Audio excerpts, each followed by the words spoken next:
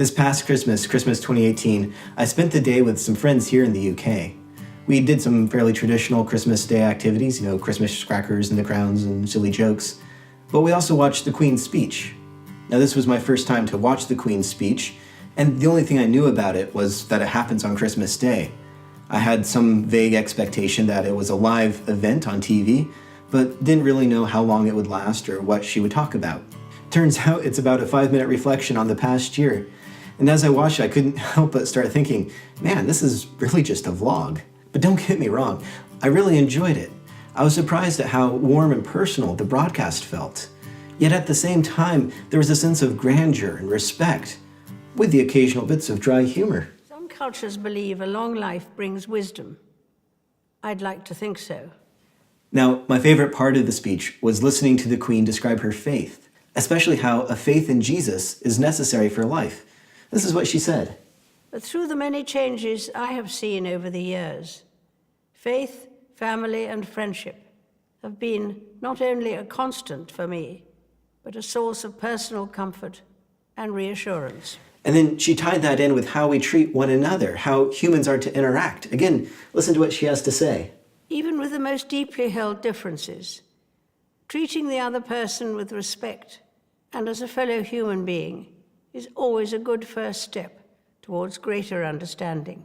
While that last quote was said in the context of the Commonwealth, she tied it back in with the idea of faith and belief in Jesus at the end of her speech. And this, I think, is one of my favorite quotes. I believe his message of peace on earth and goodwill to all is never out of date. It can be heeded by everyone. It's needed as much as ever. Now, this got me to thinking, what is faith? How do we define faith? How are we living by faith? Let's look at the Bible and see what it has to say about faith. Hebrews 11 seems like a natural place to start. Verse 1 gives us a definition of faith. Now, faith is confidence in what we hope for and assurance about what we do not see. What is faith? Faith is a confidence that what is hoped for will happen. Faith is relying on something even when we can't see it or don't fully understand it. At one level, everyone lives by faith. We are rooted to the ground by gravity, even though many of us don't really have a firm understanding of what gravity is and how it works. But for Christians, this faith is more than just a knowledge or a trust in facts or observable things. Our faith is about believing in God, and verse 3 makes this point. By faith we understand that the universe was formed at God's command, so that what is seen was not made out of what was visible. For the Christian, our faith begins with God, that He exists and created all things.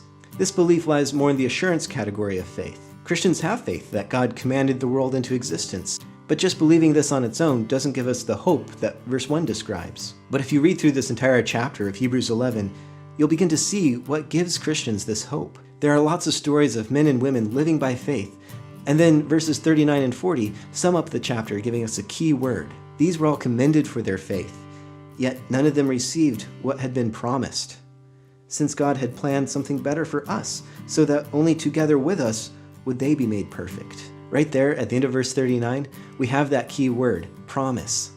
Christians are hoping for, they have faith in, the promise of God. This is one of the things I found really cool about the Bible. Throughout the story of the Bible, you see God making promises to men and to women, and then fulfilling those promises. The promises of God are just a major theme throughout the entire Bible. And in each section of Hebrews 11, we see an aspect of God's promise making and keeping. This chapter shows us how promises are a key theme of the Old Testament as we see God working in the world. For a Christian, faith is the hope and confidence that God has kept and will continue to keep His promises. Over the next few months, let's take a look at these promises.